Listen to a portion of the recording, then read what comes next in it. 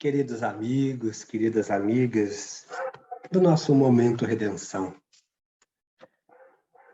trazemos para as nossas reflexões neste encontro um tema da Revista Espírita de fevereiro de 1864, que vai tratar nas dissertações espíritas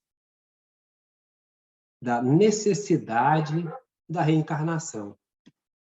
Esse é um tema muito interessante, que nós encontramos também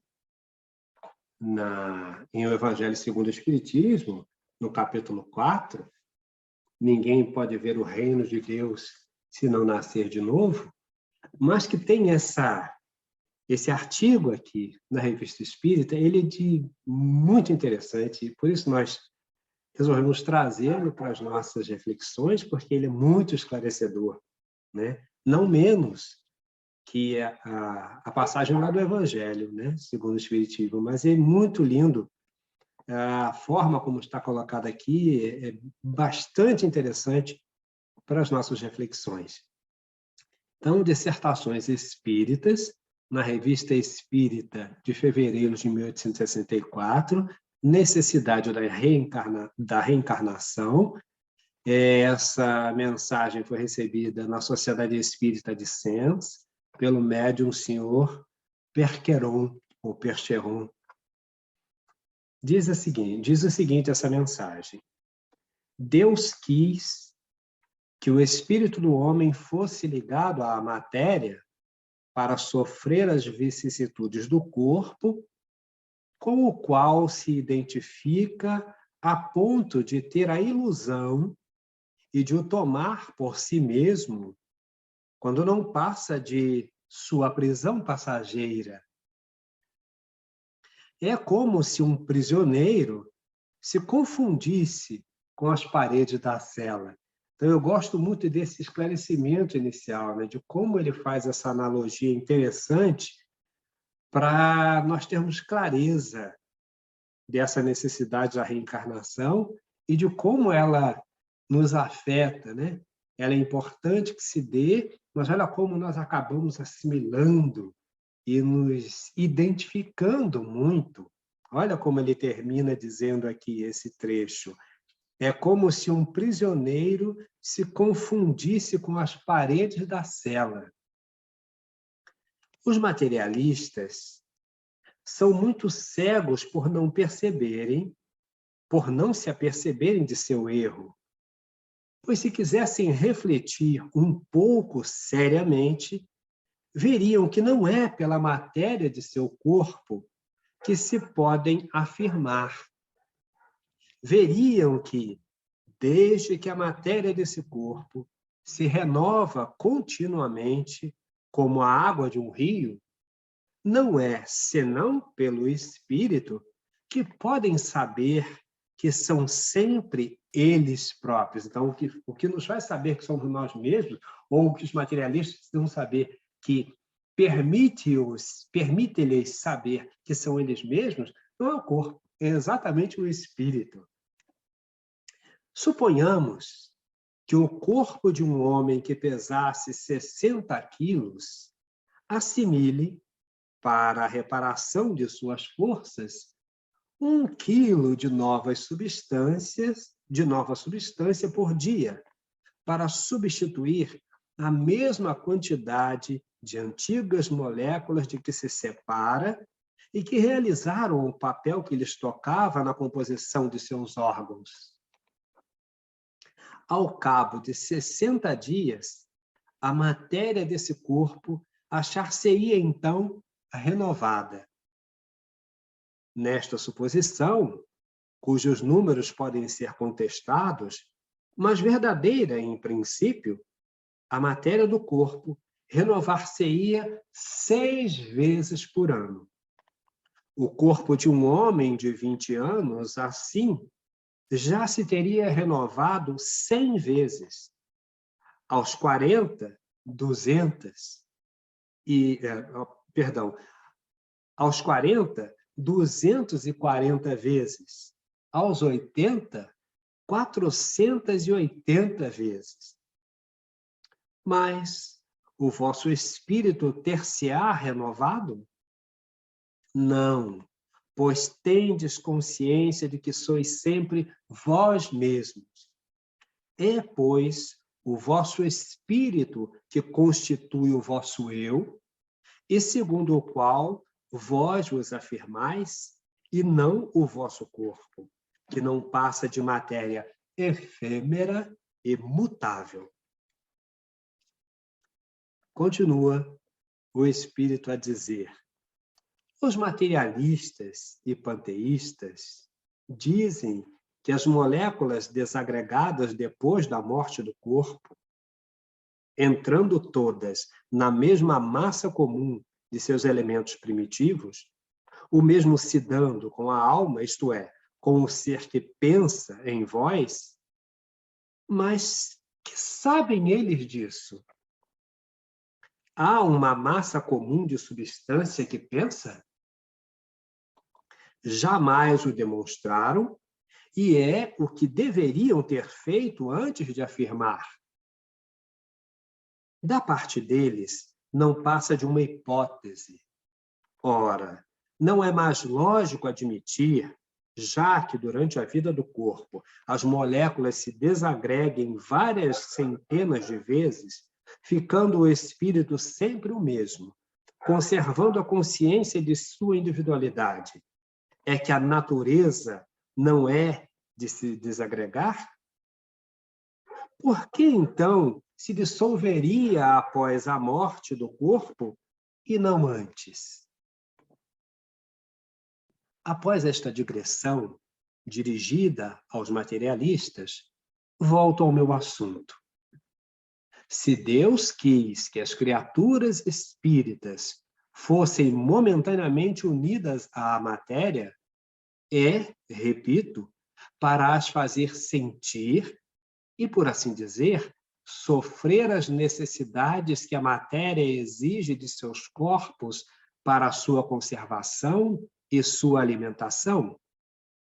Dessas necessidades nascem as vicissitudes que vos fazem sentir o sofrimento e compreender a comiseração que deveis ter por vossos irmãos na mesma posição.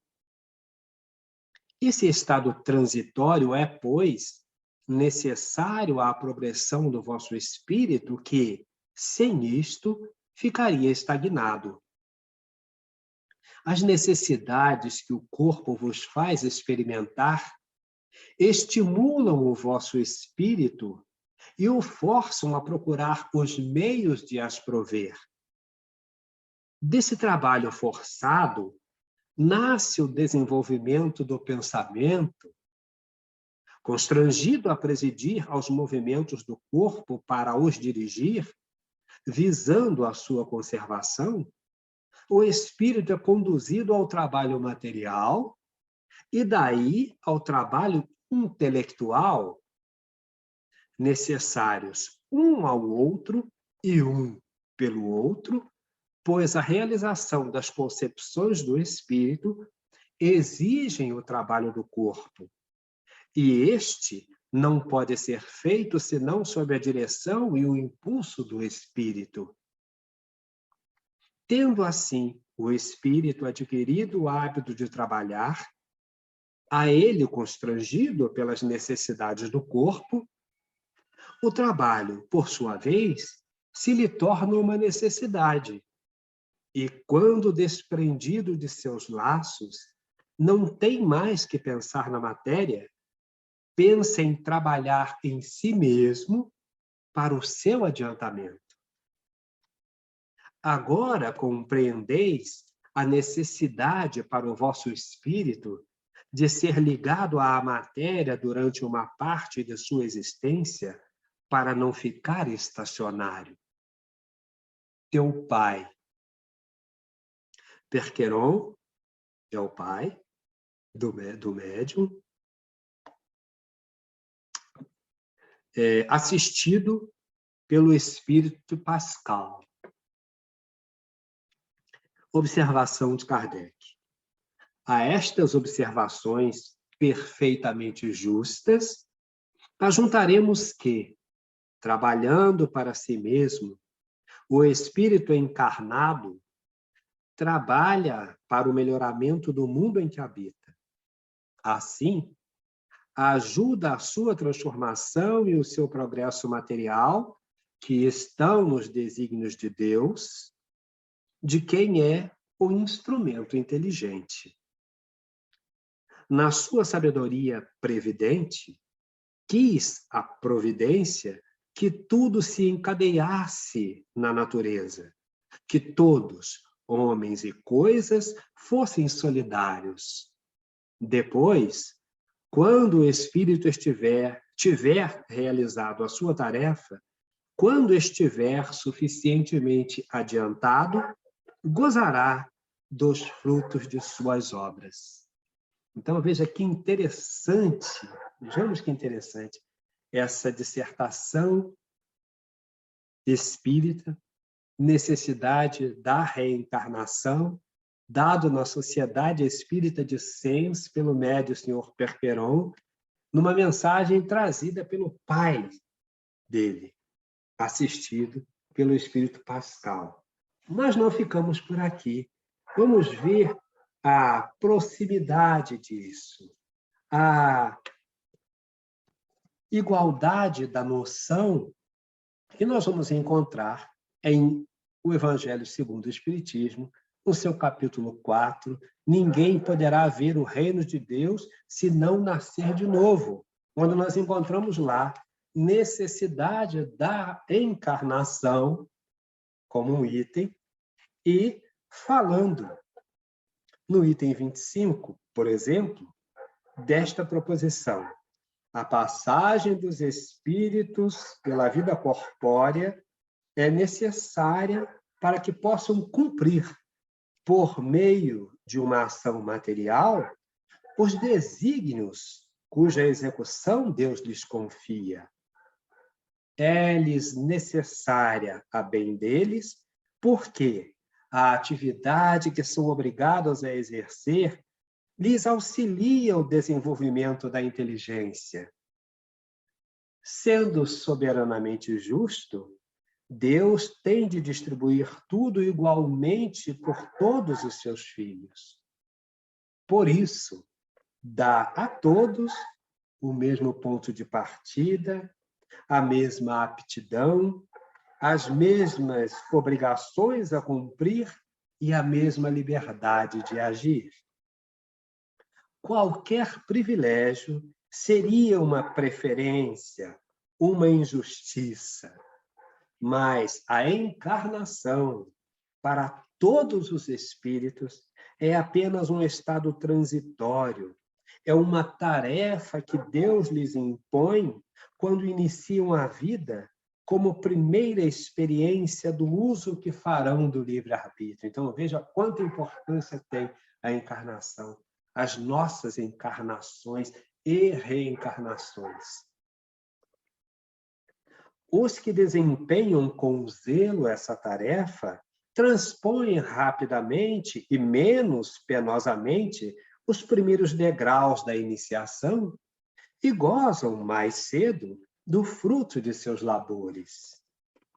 Os que, ao contrário, usam mal da liberdade que Deus lhes concede, retardam o seu progresso, podendo, pela obstinação que demonstrem, prolongar indefinidamente a necessidade de reencarnar. E é então que a encarnação se torna um castigo. Castigo por quê? Porque nós nos sentimos castigados porque não cumprindo adequadamente aquilo a que viemos para a encarnação, acabamos repetindo de ano com muita sequência, com muita frequência, o que acaba se tornando para nós um castigo. Então, essa ideia de castigo tem a ver com o nosso psiquismo mesmo. É que, sem compreendermos que essa ideia da reencarnação, das encarnações nos mundos materiais, tem o papel de nos fazer avançar como espíritos, Porque a nossa vida verdadeira, no sentido de essencial, no sentido de fundamental, é a vida dos espíritos que somos. E a nossa vida se dá, essencialmente, fora da matéria. Mas a nossa vida, enquanto encarnados ou reencarnados, ela tem o papel de nos ajudar a avançar. Avançar para onde? Em direção a Deus. A consciência mais clara de Deus, a consciência clara do nosso papel na colaboração com a obra divina. Isso nós vamos adquirindo à medida em que avançamos com o nosso livre-arbítrio, porque quanto mais a moralidade nos alcança e nos faz avançar, mais conscientes nós ficamos das nossas ações diuturnas, que nos movem para a frente e para o alto. A linha de progresso, é de avanço, é de evolução. Então, essa é a ideia que a gente precisa ter ideia de sustentar, trazendo esses dois textos. Aquele da Revista Espírita de 1864, de fevereiro, tratando da encarnação, e esse, necessidade também da encarnação. Lá ele fala necessidade da reencarnação. E aqui nós tratamos no Evangelho da necessidade da encarnação.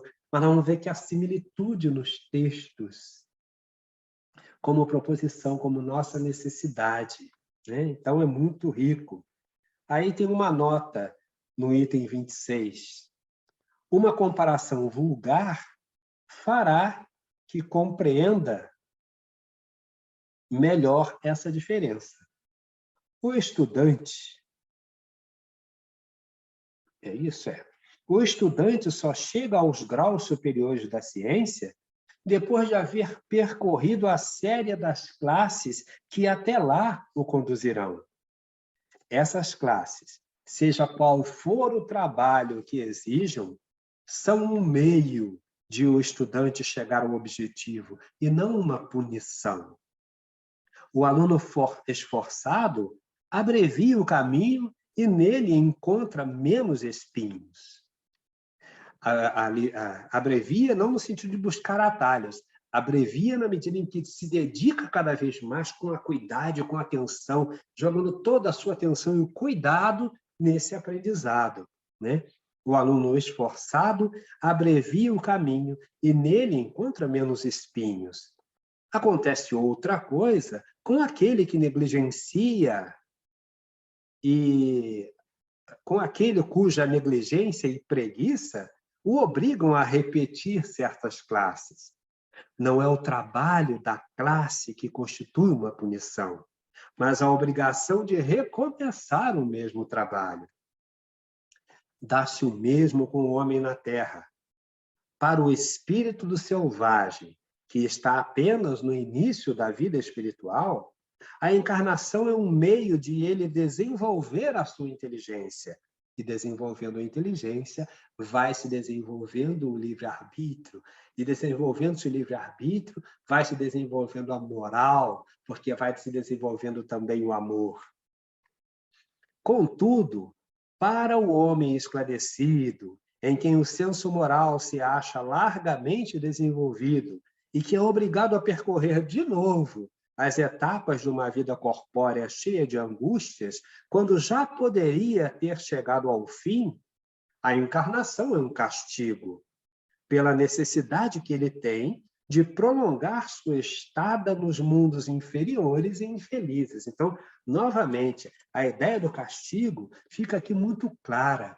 Não um castigo da punição que Deus dá a nós espíritos, porque somos mauzinhos, mas é a punição que nós nos impomos, porque nos tornamos obrigados a repetir a lição que não queremos aprender. A repetir a lição que já conhecemos de cor. Ora, como diz a canção popular, a lição sabemos de cor, só nos resta aprender. Enquanto não aprendemos, vamos tendo que reencarnar dentro das mesmas condições, nas condições semelhantes à grosseria e à falta de aprendizado exercida por nós. Essa é a questão. E aí nós nos sentimos como punidos. Punidos por quem? Por nós, pela nossa incúria, pela nossa preguiça, pela nossa falta de vontade, pela nossa falta de dedicação, de entrega. Porque o que faz o bom aluno? O bom aluno se dedica ao estudo da matéria para que não fique reprovado. Nós temos agido assim, de modo geral? Não, mas Deus não tem pressa. Nós temos todo o tempo do mundo. Se não for neste planeta, Terra, será em outro. Mas o nosso avanço chegará no momento certo, na hora em que quisermos. Quando estivermos cansados da repetência, nós vamos buscar condições, criar condições próprias para o nosso avanço. Porque as condições Deus dá a todos nós igualmente, né? Igualmente, sem distinção, para o avanço dos espíritos que somos. Agora, o que nós fazemos com isso é problema nosso. Só que as nossas ações redundam sempre num resultado. Ação demanda reação, né? Causa produz efeito. Efeito em quem? Em quem realiza a ação, não há mais ou menos. Enquanto eu não aprendo a lição, eu repito de ano.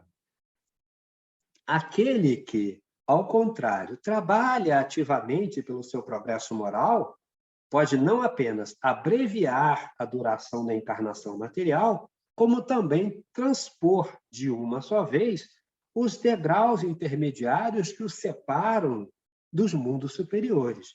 Mas aqui é bom lembrar sempre, não se acredite naquela falácia de espíritos que avançam em linha reta para Deus. Isso não existe. Isso é uma bobagem austenista, isso é uma bobagem infiltrada na doutrina espírita, que não está dita em nenhum texto, em nenhum momento para Allan Kardec ou pelos espíritos da codificação, pelo menos, né?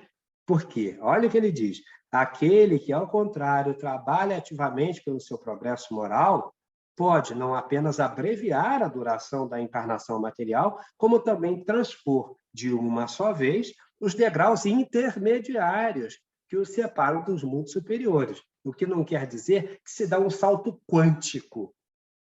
Não, a natureza não dá saltos. Nós temos que aprender vagarosamente, como está estabelecido lá no texto primeiro da Revista Espírita de fevereiro de 1864, necessidade da encarnação, da reencarnação. É preciso que nós estudemos a doutrina com atenção e com cuidado, para que não transformemos a fala de outros espíritos que não os da codificação em proposição espírita, o que não é verdadeiro, quando se afirma em algum momento por aí que Jesus avançou em linha reta. Isso vira uma falácia, já repetimos isso, já dissemos isso em algum momento de algum outro estudo feito. Por quê? Porque nenhum de nós, neste planeta, pode falar sobre o avanço, de como foi o avanço de Jesus, já que, segundo tudo indica, a Terra, quando foi criada, Jesus já era Jesus. Então, nós não temos nenhum de nós, todos os espíritos ainda atrasados diante dele. Não há nenhum espírito perfeito no planeta Terra, a não ser ele que passou por aqui, encarnando-se em missão, a missão de nos auxiliar o avanço, né? Não há nenhum espírito do quilate dele na Terra que possa falar sobre o que ele foi ou o que ele era antes de ser Jesus. Então, qualquer coisa nesse sentido é uma falácia, é invenção de algum espírito, é a opinião de um espírito ou de um médium, e não se faz doutrina espírita com a opinião de um espírito ou de um médium na proposição kardeciana. Então, é muito cuidado com isso para não nos induzir a nenhum equívoco. Nós não fazemos saltos quânticos. A natureza não dá saltos e nós vamos produzindo. Nós não temos necessidade de errar todo dia. Mas é muito difícil para qualquer um de nós fazer esse salto de qualidade da noite para o dia, para um planeta superior. Então, ele está falando relativamente dessa possibilidade de superar algumas etapas na medida que a compreensão avança. Não tem aqueles alunos que já no primeiro série do antigo segundo grau, por exemplo, estão aptos a estar no terceiro nível. Por quê? Porque são dedicados. Então, de alguma sorte, queimam algumas etapas, mas não porque jogaram fora, mas porque tem um aprendizado acumulado, né? Os espíritos, segue Allan Kardec, não poderiam encarnar uma única vez em determinado globo e cumprir suas diferentes existências em esferas diferentes? Essa opinião só seria admissível se todos os homens da Terra estivessem exatamente no mesmo nível intelectual e moral. As diferenças que há entre eles, desde o selvagem até o homem civilizado, mostram os degraus que ele deve transpor. A encarnação, ademais, precisa ter um fim útil. Ora, qual seria o das encarnações efêmeras das crianças que morressem em tenra idade? Teriam sofrido sem proveito para si e para os outros? Deus, cujas leis são todas soberanamente sábias, nada fez de inútil. Pela reencarnação no mesmo globo, quis ele que os mesmos espíritos, ao se encontrarem novamente, tivessem oportunidade de reparar seus erros recíprocos. Por meio das suas relações anteriores, quis, além disso, estabelecer os laços de família sobre base espiritual, apoiando numa lei da natureza os princípios da solidariedade, da fraternidade e da igualdade. Então, nós vamos ver aqui, confirmado que a importância da encarnação e da reencarnação para nós espíritos. Por quê? Nós não viemos aqui para brincar, para passear. Nós estamos reencarnados, nós estamos inicialmente encarnados e, na sequência, reencarnamos-nos para aprendermos cada vez mais na lide material a conviver, a criar um contexto de fraternidade, como ele termina aqui dizendo. Os princípios da solidariedade, da fraternidade e da igualdade não são implantados por nós como um chip. Deus presente em nós, a essência divina presente em nós, espíritos, precisa ser experienciada.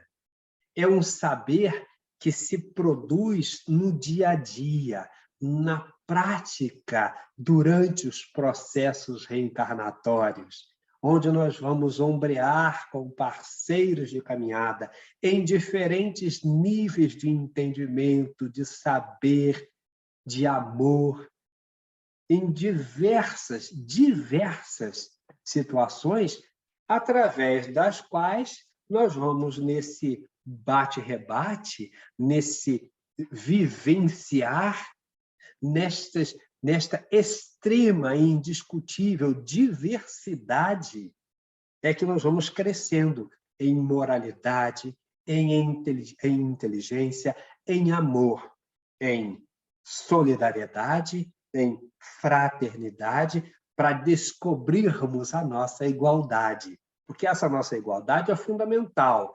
Ela é fundamental porque somos filhos do mesmo Pai amoroso, criados na mesma simplicidade e ignorância, e partimos desse ponto para o aprendizado, para a descoberta de Deus em nós, para o exercício do livre-arbítrio que nos fará conhecer Deus em nós, encontrando as dificuldades dos convívios, encontrando a dificuldade do amor sem jaça, né, de produzir o amor sem jaça, sem mancha, sem mácula, que não é uma coisa miraculosa. Isso é construído.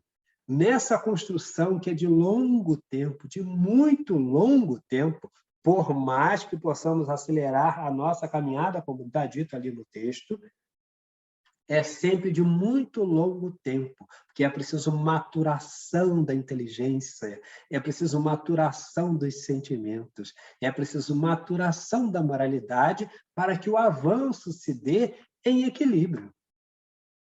Então, tudo isso exige de nós tempo e experiência, tempo e experimentação ante as várias vivências em as quais vamos ombreando com os nossos pares de amores e desamores, de dificuldades e facilidades, fraternos e não fraternos, nesse sentimento mais específico, mas que vamos avançando juntos até chegarmos ao ponto culminante dessa caminhada, porque a lei é de amor, é de progresso, é de justiça, é de paz. A lei de Deus, a lei da natureza, nos conduz em direção a Deus. E encontrar Deus é, antes de tudo, encontrarmos-nos. Depois de nos encontrarmos, ou enquanto nos encontramos, vamos encontrando os nossos pares, Deus no outro, para só então, a partir daí, encontrar Deus. Porque o que Jesus propõe lá é amar a Deus acima de todas as coisas e ao próximo como a si mesmo. Entende que esse processo depende de nós. Nas reencarnações é que nós vamos produzindo esse nosso melhor. Nas reencarnações é que nós vamos exercitando esse saber. Nessas reencarnações é que nós vamos superando essas dificuldades e encontrando o caminho que nos conduz ao Pai, porque ninguém vai ao Pai senão por Ele. Ele é o caminho, a verdade e a vida. E é como assim? É no exercício. É no exercício, desse exercício da solidariedade, da fraternidade, da igualdade, que nós vamos alcançar a divindade, porque ele está sempre em nós, mas nós só estaremos nele à medida em que crescemos em direção a ele. E crescer em direção a ele é crescer em direção ao nosso próximo, é dar a mão, é tornar fraterno, é tornar amigo, é reconhecer irmão, é fazer pela coletividade, é viver pela e para a coletividade. É esse caminho que nos conduz a Deus.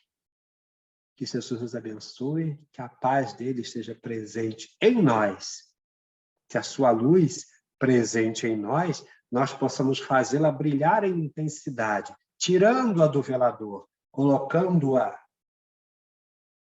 de sob o alqueire, colocando-a no velador, para que possamos nos tornar aqueles que realizam a tarefa que Deus propôs a cada um de nós.